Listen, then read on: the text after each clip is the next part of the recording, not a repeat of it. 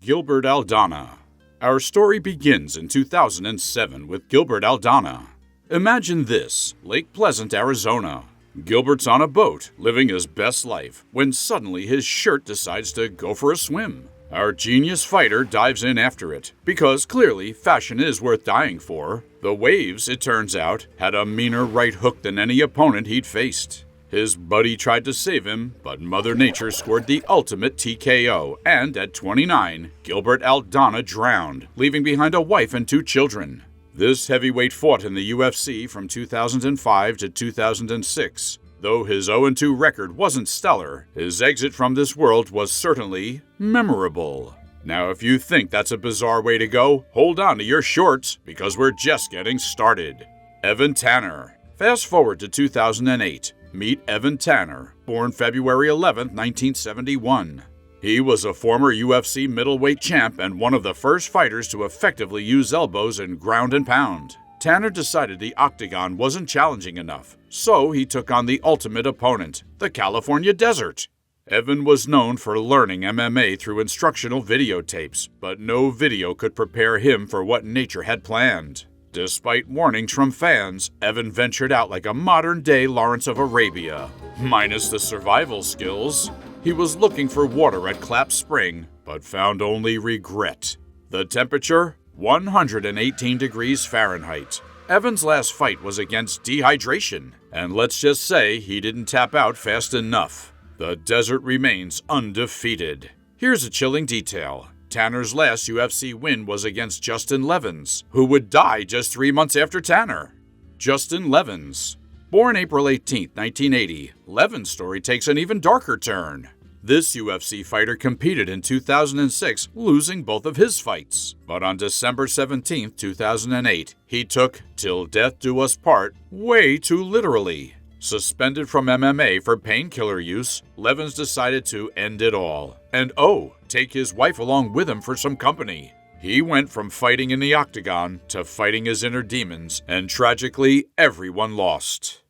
Justin Eilers. The year 2008 wasn't done claiming fighters. Another Justin Eilers, met his end on Christmas Day. Justin Eilers, who fought in the UFC from 2004 to 2006, proved that family gatherings can be deadlier than any cage match. Despite a 1-3 UFC record, Eilers was known for his knockout power. At a Christmas dinner, an argument with his ex-girlfriend escalated faster than a Joe Rogan commentary. His stepfather, playing referee with a gun, gave Eilers the ultimate "you're not my real son" treatment. Ho-ho homicide indeed. The 30-year-old fighter was gone, leaving behind a young son.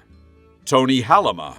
Speaking of obscure fighters, let's not forget Tony Halama, aka Ludwig Borga. This Finnish wrestler turned MMA fighter had a blink-and-you'll-miss-it UFC career, with just one fight in 1997. Halama lived a wild life from pro wrestling to politics, but in 2010, he decided to tap out permanently. At 47, he took his own life. Sherman Pendergast. And while we're on the topic of one-hit wonders in the UFC, pour one out for Sherman Pendergast. This heavyweight had a single UFC bout in 2007, losing by TKO. But in 2012, it was colon cancer that delivered the final blow. At 45, Pendergast went down swinging against an opponent that doesn't follow Queensberry rules. Shane Del Rosario. If you think it can't get any wilder, you might need to think again. Shane Del Rosario was a heavyweight who fought in the UFC in 2012 and 2013, bringing an impressive 11-0 record before suffering 2 losses. But on December 9, 2013, Del Rosario took the heart of a fighter to a whole new level by having not 1, but 2 heart attacks in a single day. The autopsy revealed a cocktail of drugs in his system that would make Keith Richards blush. Apparently, Shane wanted to go out with a real bang, or 3. He was only 30 years old. As our fallen fighters line up, we see a pattern emerging, one that leads us straight to the heart. Welcome to the Cardiac Complications Corner. Our first guest is Kevin Rozier. This early UFC fighter competed in UFC 1 and UFC 4, making it to the semifinals in the inaugural event. After years of kickboxing and MMA, Kevin's diet consisted mainly of whatever the hell I want. Shockingly, this strategy didn't work out well for his heart, and he checked out on April 14, 2015, at 53 years old. He took go big or go home literally, and, well, he went home to the big octagon in the sky. Corey Hill. Next we have Corey Hill, who was a contestant on The Ultimate Fighter 5. Hill fought in the UFC from 2008 to 2009. He was born on October 3, 1978, and he was known for his spectacular leg break in the octagon. He was also the tallest ever UFC lightweight, standing at 6 feet 4 inches tall. In 2015, Hill's final opponent was a collapsed lung and heart attack from bronchitis and the surgery that followed. He could dish out breaks, but he couldn't take them. What a breathtaking finale. Emmanuel Yarborough.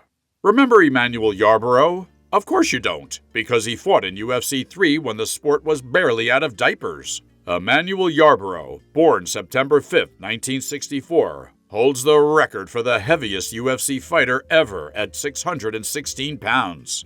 Yarborough competed at UFC 3 in 1994. Sadly, in 2015, his heart couldn't keep up with his appetite for, well, everything.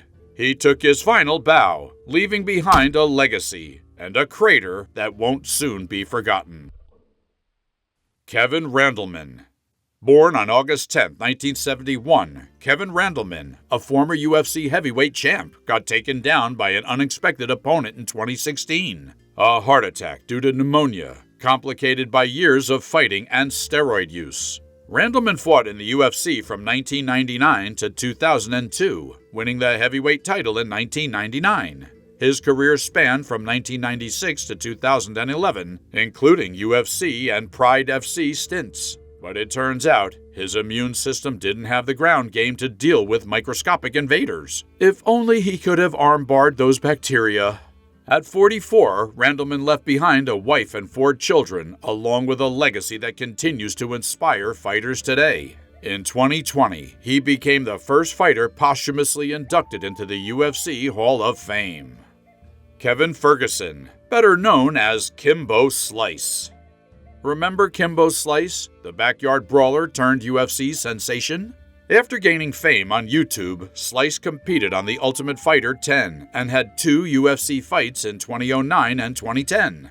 You know, Kimbo's popularity was so immense that Dana White created a special season of The Ultimate Fighter just to get him into the UFC. But fast forward to June 6, 2016, his heart decided to tap out faster than his opponents usually did. Sometimes the toughest battles are fought inside the chest cavity. Kevin died at just 42 years old. Now, if you think dying from heart-related issues is too boring for a UFC fighter, you're in luck. Ryan Jimmo.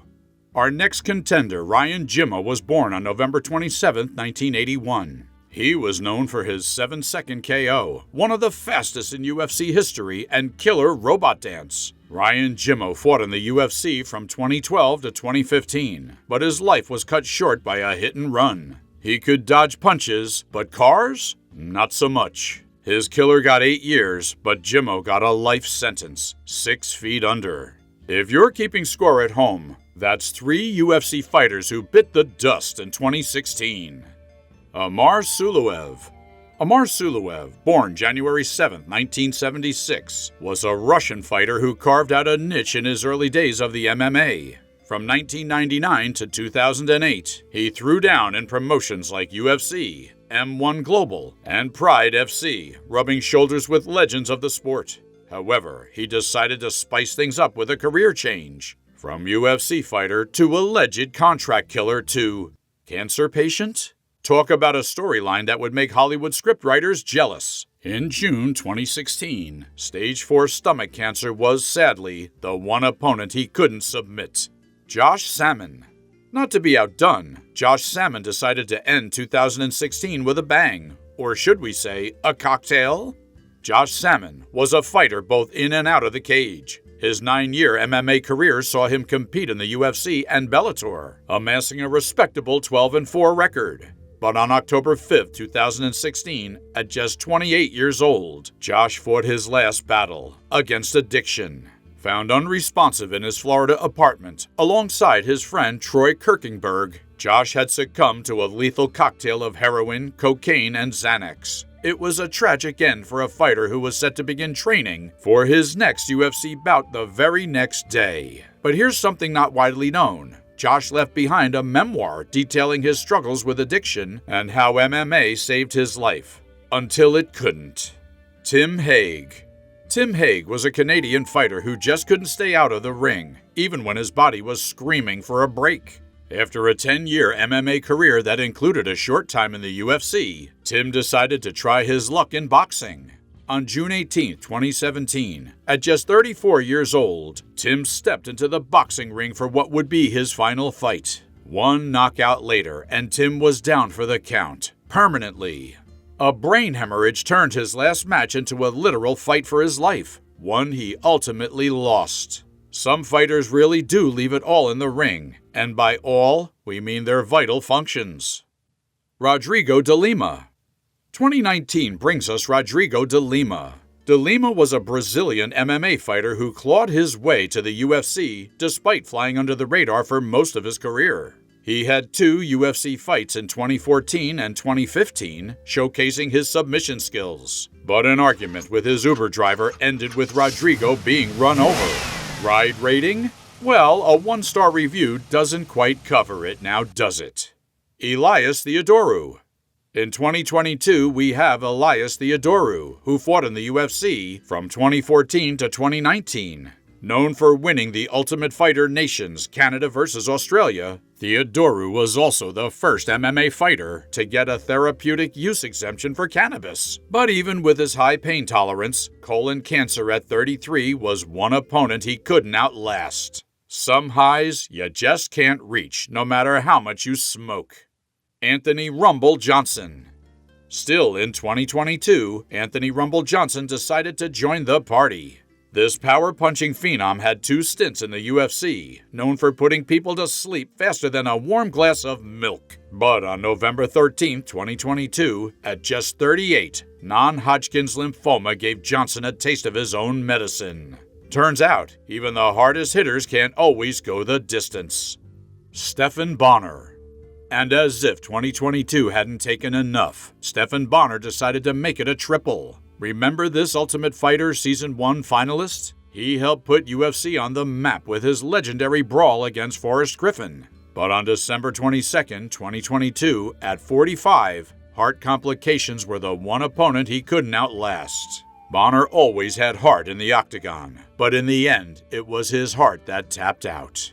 We are all fighting our own battles. Some are visible, fought under lights with cheering crowds, others with private struggles. In the quiet moments, when the cameras stop rolling, but no less intense. While we may joke about these untimely departures, each of these fighters left behind family, friends, and fans who miss them dearly. Their stories remind us that life is fragile, even for those we see as invincible. So until next time, keep your guard up, tap early, and for goodness sake, don't go camping alone in the desert.